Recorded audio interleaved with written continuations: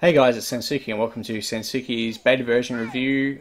This is the final video for this version review, and it will be focusing on character advancement, animations and effects, sound and combat. The character advancement bit is going to be short because I know that character advancement is going to be improved in the next version of the patch. So I just wanted to say that it would be nice to have an ability choice pool for each non-caster class, which I think is something that's happening, which is really good. It would be nice to get talents more often at level up, and it would be nice to get an attribute point at every 5th or 6th character level. Those are the 3 things I'd like to see, and hopefully they're implemented. We'll see what happens in the next patch. Now, the next section I wanted to focus on is animations and effects. Okay, so the first thing I think is really important, probably the most important thing after targeting reticules for combat, is that characters need a different stance / animation for recovery time and combat idle. And what I'd really like to see for recovery time is a Baldur's Gate style pulsing animation, where characters have a more active stance and they pulse up and down. That would make it really obvious that characters are in recovery time, without having to rely on the user interface options, because when you're playing in expert mode or with the combat HUDs turned off, you won't know that characters are in recovery time because the recovery bar will be disabled, so you need to be able to see it visually on the screen. I think that is if anything out of all of the things that I've mentioned could be added into the next patch, that would be my #1 recommendation, a different animation for recovery time. I think that characters breathe a little bit too fast in idle mode. Like this breathing rate here is a bit quick, I think, for character idle, and that should be slowed down to maybe half speed. I would like to see more than 1 attack animation per melee weapon. The Infinity Engine games had two attack animations per melee weapon. I would like to see at least 2 for all of the melee weapons in Pillars of Eternity. Guns, arbalists and crossbows don't interact properly with recovery time. The speed of, like, the recovery bar doesn't actually show how much of the reload they've got left. So I think the interaction with those needs to be improved, but hopefully it won't break the fact that currently the recovery time, all you need to do to remove it when modding the game is just removing a check for is moving. To change how recovery time interacts with I think it's artillery weapons or what is it? Firearm type weapons. It would probably have to change the recovery time code as well. So hopefully I can still remove recovery time, or you can still remove recovery time when that is changed. I think wizard casting effects, for instance, if I want to cast a fireball here, so I'll cast Rolling Flame. Now the wizard has that one orange style cast effects for that spell, and it's the same for every type of spell. It's always the same color. See how it's the same orange? What I would like to see is that the casting effects should be a different color depending on what spell he's casting. So for this, Noxious Burst, the casting effect should be the same color as the spell, like a cyan or something like that. For lightning, it should be like blue. For this one, it would be purple. For this one, it would be red. Something like that, just to give a bit of visual distinction. That would be more in line with the Infinity Engine games. I think that Jib FX needs a bit of improvement. Currently, it looks a bit funny. The jibs kind of bounce very strangely when they appear, and I think they disappear a little bit quickly, and the blood splat doesn't quite look right as well. So, like, the animation and the effects for the jibs need to be improved a little bit. Maybe make it a little bit more like the Infinity Engine games, how the jibs, when they appear, they hit the ground first and then they bounce or something like that, rather than like going out like this and then disappearing shortly. Blood hits, like if I hit my character here, there's a blood effect. It's a bit dark when it hits the ground. In the Infinity Engine games, there's like a little, I think it might be a bit too over the top. So you see there, yeah, I don't know if it shows up enough. like in the Infinity Engine games, there was like an animation when you hit that splurted out from the middle or something like that. So I don't know. It's just not quite as noticeable as it should be. Now the flash spells, particularly AoE spells like Priest's Interdiction and stuff like that, they're too flashy. Like that really does not need an AoE effect on the ground after it's been cast. It really doesn't even need like all of this spirals and swirls and stuff like that. All it does is need a per unit effect. This is one of the things that's really strange about the spell effects design in Pillars of Eternity. In the Infinity Engine games and in RTS games in general, when you cast an area of effect spell, the most important thing is feedback on the units that it's affecting. So when I cast the Interdiction, there should be just an effect on the unit. There doesn't need to be like big AoE flashy effects or anything like that. There just needs to be an effect on the unit showing that that unit has received the Interdiction, rather than having an area of effect ability for it, because it doesn't affect it. It's just a per unit thing. The only thing that needs to have area of effect stuff is like stuff like AoE attack abilities like Fireball, and persistent AoEs like I think it's Sacred Recovery or the Recovery Circle, and stuff like Noxious Burst, the blights, things like that. Debuffs and buffs really you should really focus on per unit effects rather than AoE effects. Weapon swapping needs to be an animation. It needs to follow the so like currently weapon swapping is instant. So it's just an instant animation. Now what needs to happen is it needs to be an animation where the character goes and pulls the weapon out from their body, and it needs to follow the recovery time rules. So the character needs to have an animation that changes weapons, and then there needs to be a recovery time following that animation that follows the recovery time rules of the system, rather than just being a set amount, such as like 4 seconds or whatever it currently is. Weapons clip into character bodies, which is noticeable when characters have bows equipped and stuff like that. So if I go in here and equip the hunting bow, now the bowstring is clipping through her arm. You can see it there. You can see some clipping there, how her pants are clipping through the armor as well. Like armor and weapons don't interact properly with each other, or characters, armors, weapon models, stuff like that. Offhand weapons clip through characters' legs, bowstrings clip through character bodies. There's no collision, like model collision or anything like that. I was really surprised that there's no model collision system in Pillars of Eternity, and also attacks clip through units as well. I'll try and get it. No, missed. See if I can get it for you. No, just missed it again.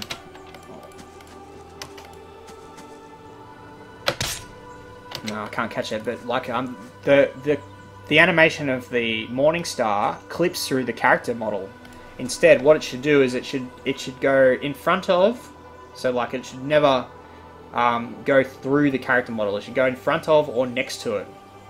As currently there's just that one model with a swing. So maybe there should be an overhead slam that goes next to the character as well, and the swing should go in front of. It should never go past the character model or through it. The next section I wanted to mention is sound. There needs to be voiceover options in the sound menu. Always, seldom, and never. Currently I think they're seldom. So like, it worked like the once.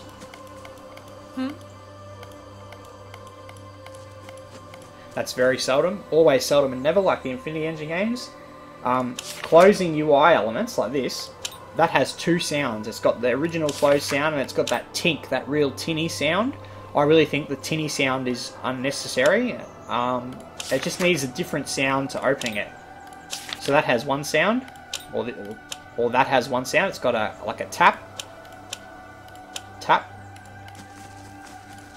This one has like a tink. Now the tink sound doesn't sound very good. It just needs a different.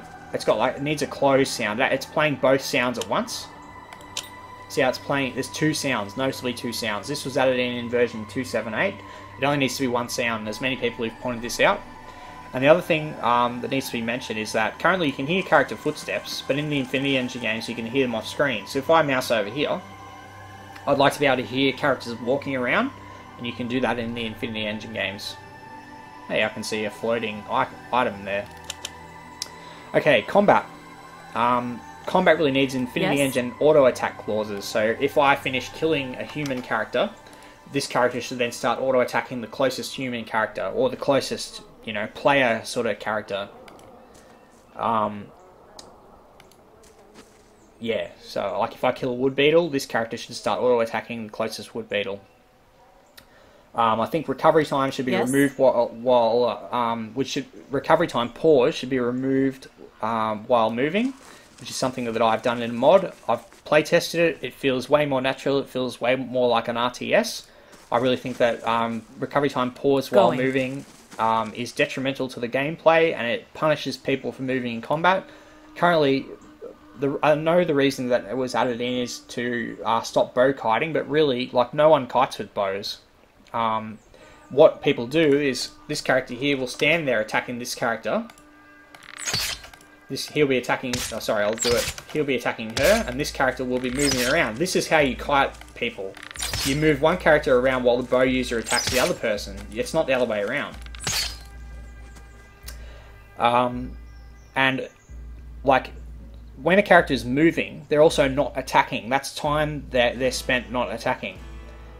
You can miss attacks while moving, even though your recovery time is going down.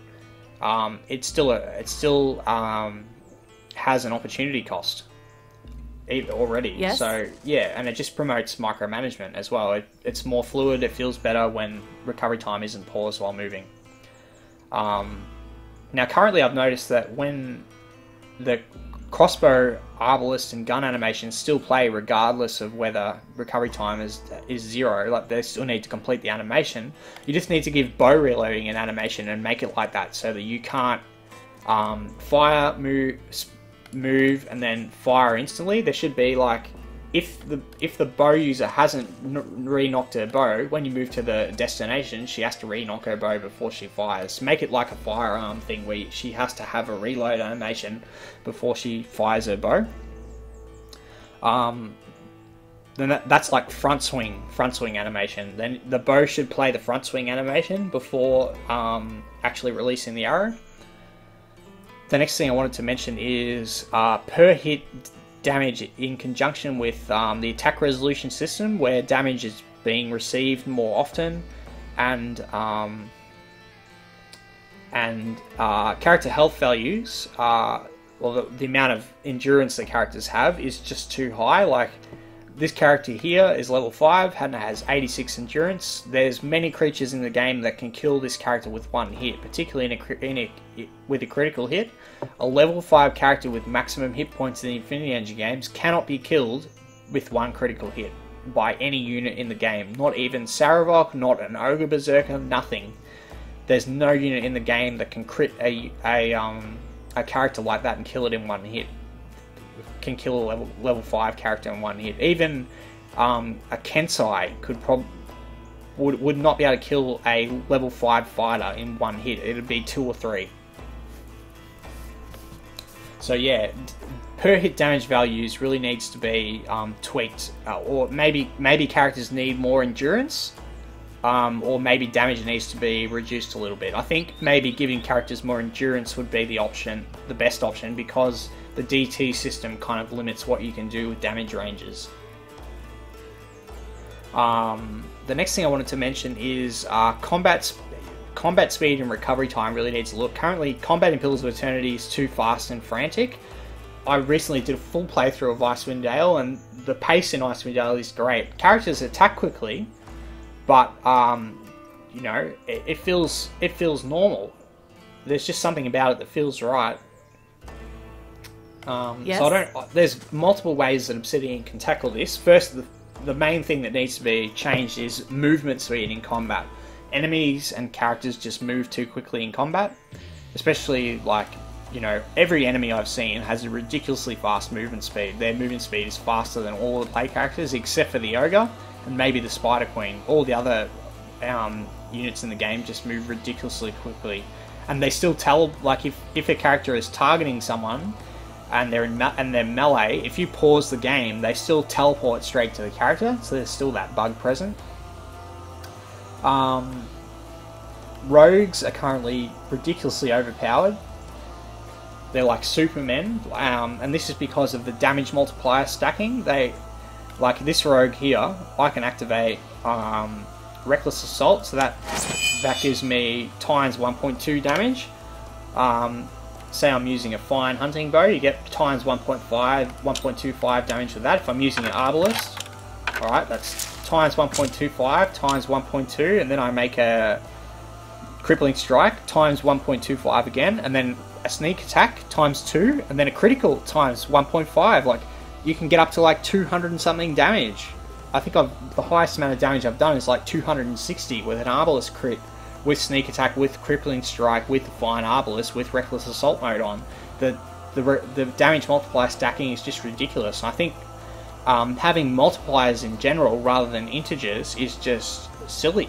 Like, it creates these overpowered situations. So like, instead of being times 1.2, why don't you just make it like plus 10 damage or something, rather than being a multiplier or a percentage, multiple percentage stacking? Or you could change how percentages stack. Maybe they're multiplicative at the moment. Maybe you could make them additive instead. The next thing I wanted to mention is that rogues need to be able to escape over trees and rocks with no nav mesh. So what I'm going to do is I'm going to try and escape over this ridge. I'm not in combat at the moment, so I'll see if I can. Okay. She can't. She crashed into the nav mesh. She can't jump over that. So rogues need to be able to escape over, like, you know, over a tree. So if I want to go over that tree, I can. Funny how there's... interesting. Yeah, so you need to be able to escape over terrain like that. And the final thing that I wanted to mention is that 2-weapon fighting currently has issues. It's not playing the weapons in the correct order, so I'll get my rogue out. Grab the 2 weapons. Alright, so I'm going to start attacking my BB fighter. Now note the weapon attack order, okay? Offhand, main hand, offhand, main hand. Okay, it's working properly there. What happens if I knock the rogue down? Offhand, offhand, offhand. See, it's broken. It's broken the thing. It did 3 offhands in a row. Now it's done 3 main hands in a row. How 2-weapon fighting works just doesn't work correctly. So you need to make it so that it goes main hand, offhand, main hand, offhand, main hand, offhand, and nothing breaks that function. And it should always remember where it's up to. So like, if I get knocked down, instead of doing another main hand attack, it should remember where I was up to and resume it from there. That pretty much covers everything that I have in my text document for my version 3.01 BB review. I hope this was helpful for the developers. I hope this was enjoyable to watch or listen to for other backers. And I know this one's been a while in the making, but version 3.01 I haven't really enjoyed playing that much due to the bugs with combat, and I just haven't really been motivated to you know, do further testing. I've taken about a week and a half off, and I'm really looking forward to the new patch, and I'm really looking forward to the new changes, and I'm really happy that the game's been delayed. Alright, so a note to Obsidian, keep up the good work, guys. I know that in these videos I sound very critical, but, you know, I think being critical of the game is being helpful. I'm not, you know, giving anyone shit or anything like that. I'm just trying to do my job as a beta tester, or a backer beta tester anyway, and trying to be useful. Okay guys, thanks for listening, and I'll see you all in my next suggestion.